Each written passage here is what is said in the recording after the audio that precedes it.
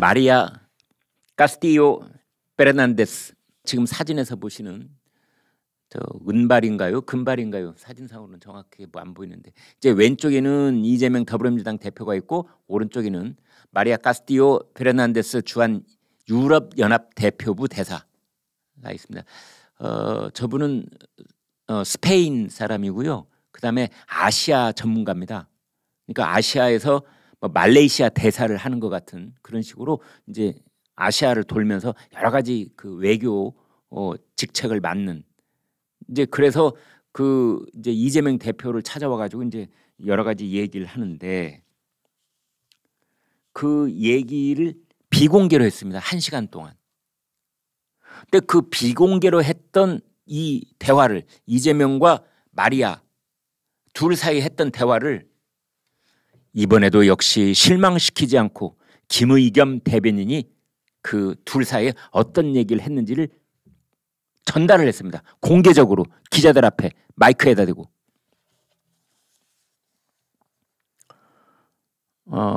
마리아 대사가 이렇게 말했던 겁니다.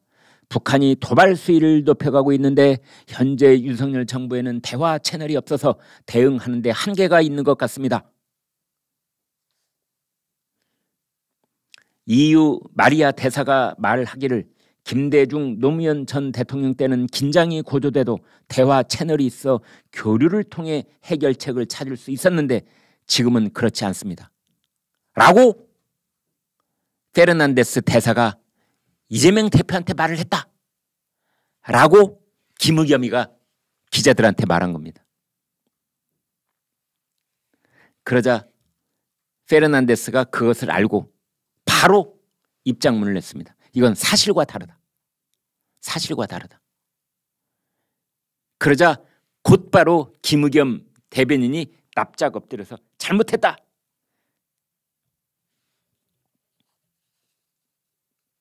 혼란을 안겨드린 것에 대해서 EU 대사님께 심심한 사과의 말씀을 드린다. 참 옛날 일이 자꾸 생각나는데, 옛날 일도 아니죠. 지난 5년 6년 동안의 일이 생각이 납니다. 김의겸 씨가 그때 초대 청와대 대변인이었었죠. 이 문재인 정부 때. 아무튼 참 생각이 납니다.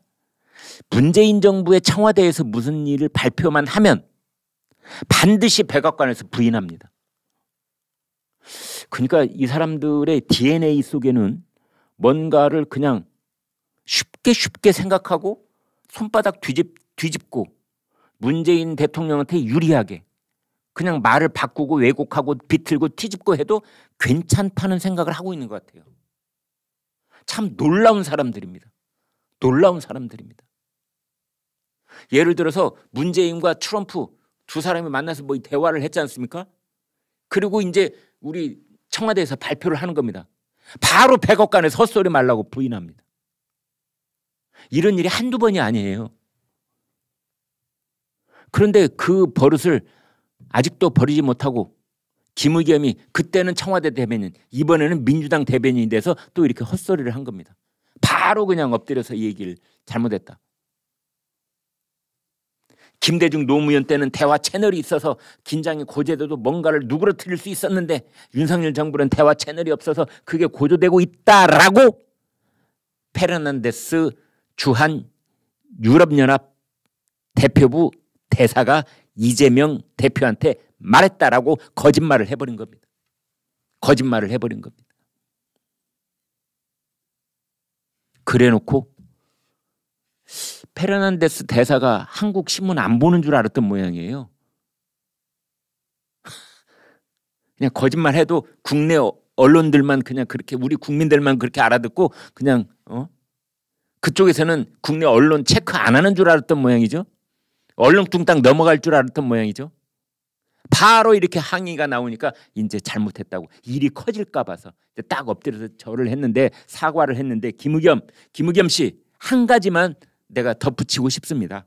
그걸 EU 대사님께 심심한 사과를 한다고 그랬는데 사과의 순서가 잘못됐습니다. 거짓말을 듣고 그걸 기사로 쓴 기자들과 언론사에 대해서 사과를 해야 되고 그 보도를 읽고 봤던 국민들께 사과를 해야 되는 겁니다. 물론 페르난데스 대사에게도 사과를 하지만 그보다는 그 대변인, 누누이 말씀드리지만 대변인은 그 당을 대표한 입이기 때문에 다른 의원들이 얘기하는 것과는 차원이 다른 겁니다. 그건 당 대표가 하는 말이나 똑같습니다. 그런 사람이 거짓말을 했다면 이재명 대표는 당장 대변인을 갈아치워야 되는 겁니다. 당장. 대변인이 뻔뻔하게 거짓말을 기자들 앞에서 국민들 앞에서 했다면 당장 파면해야죠. 이보다 더 큰 파면 사유가 어디가 있습니까? 아니 그렇습니까? 아니 그렇습니까? 내 EU 대사님한테 심심한 사과의 말씀을 올린다고 했는데 그러면은 그것을 듣고 기사를 쓰고 국민들께 전달한 그 언론사하고 국민들은 뭐가 됩니까? 그쪽은 내가 알 바 아니야. 그래, 당신들 눈에 보기에는 국민들이 뭐 어차피 개나 돼지 같은 뭐 짐승처럼 보일는지 몰라도 뭐 가재나 붕어처럼 보일는지 몰라도 제가 늘 드리는 말씀이 이렇습니다. 조선일보 신문, 종이 신문 한 분씩 구독을 하시면 제가 장담할 수 있습니다. 장담하실 수 있습니다. 부자 되십니다. 행복해지십니다.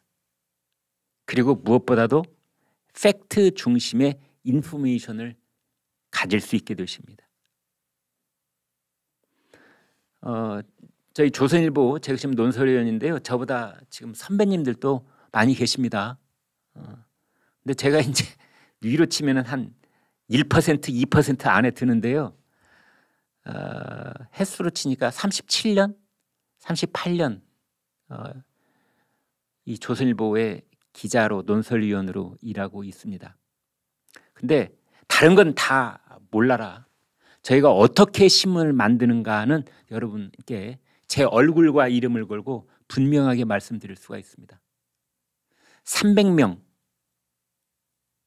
되는 기자들이 어떻게 보면 제 입으로 이렇게 말씀드려서 민망합니다만 우리 사회에서 꽤 엘리트 쪽에 속한다는 그 젊은 시절부터 정말 24시간 혼신을 다해서 취재하고 문장을 가다듬고 균형을 잡으려고 애를 쓰고 불편부당하려고 하고 그렇게 해서 만들어서 새벽 5시에 여러분 집 앞에 갖다 배달하는 신문이 조선일보입니다. 조선일보가 머릿속에 가지고 있는 건 단 하나밖에 없습니다. 팩트가 신성한 것이다. 팩트가 신성한 것이다. 여러분 조선닷컴 이렇게 보면은 맨 첫 화면에 팩트 퍼스트. 팩트가 첫째다. 보수파냐 진보파냐 대통령이냐 뭐 야당이냐 누구냐 윤석열이냐 이재명이냐 이게 우리의 퍼스트가 아닌 겁니다. 팩트. 팩트에 목숨을 건다. 팩트는 신성하다. 팩트는 하나님이다. 팩트는 부처님이다. 그 손톱 많은 팩트 하나를 얻기 위해서 저 우리 신참 기자들은 몇 밤을 새우기도 합니다. 그렇게 해서 노력해내는 그 신문이 조선일보이고 우리나라에서 영향력 1등 이런 말씀을 또 제가 좀 민망합니다. 사실이니까 이것도 팩트니까 우리나라 영향력 1등 그다음에 우리 오피니언 리더들한테 조사를 하면은 명품 신문 1등 발행 부수 1등 구독자 수 1등 밤새 취재를 하고 문장을 본인이 보고 데스크가 보고 국장이 보고 차장이 보고 부장이 보고 이런 과정 속에서 신문을 만들어서 30면의 신문을 집 앞에 딱 배달해 주는데 이게 1,000원입니다. 1,000원. 1,000원. 이 세상에서 가장 가성비 높은 물건이 있다면 새벽 5시에 여러분 집 앞에 놓이는 1,000원짜리 조선일보일 겁니다. 지금 제가 번호 보여드리고 있는데요. 1577-8585 입에도 딱 올라붙습니다. 1577-8585 일로 전화를 거셔서 구독 신청을 하신 다음에 조선일보 유튜브 김광일 쇼 보고 구독하게 됐다 이렇게 해주시면 저희 11시 쇼 이 제작진들이 큰 칭찬을 받을 수가 있습니다.